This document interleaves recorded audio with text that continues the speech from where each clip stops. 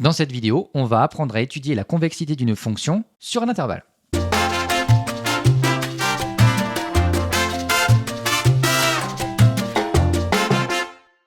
On dit qu'une fonction f est convexe sur un intervalle I de R si pour tout point A et B de la courbe représentative de la fonction f, eh bien le segment AB est situé au-dessus de cette courbe représentative.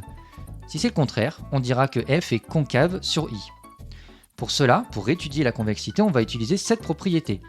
F est convexe sur un intervalle I si et seulement si sa dérivée est strictement croissante sur cet intervalle et si et seulement si sa dérivée seconde est positive sur cet intervalle. Pour la concavité, eh bien là, ce sera le contraire. Par exemple, on veut étudier la convexité de la fonction f définie sur R par l'expression suivante. On va d'abord déterminer l'expression de sa dérivée, qui est ici x carré moins 18x. Ça, c'est un polynôme de degré 2, ax carré plus bx plus c, avec a qui vaut 1, b qui vaut moins 18 et c qui vaut 0. Moins b sur 2a est donc égal à 9. Cela signifie que la dérivée est strictement décroissante sur moins l'infini 9, puis strictement croissante sur 9 plus l'infini. Donc, f est d'abord concave sur moins l'infini 9, puis convexe sur 9 plus l'infini. Alors qu'est-ce que ça donne au niveau de la courbe représentative? Eh bien, on l'affiche. On va tracer la droite d'équation x égale 9, et on s'aperçoit que cette courbe représentative forme un A, donc la fonction f est concave sur moins l'infini 9, puis convexe sur 9 plus l'infini.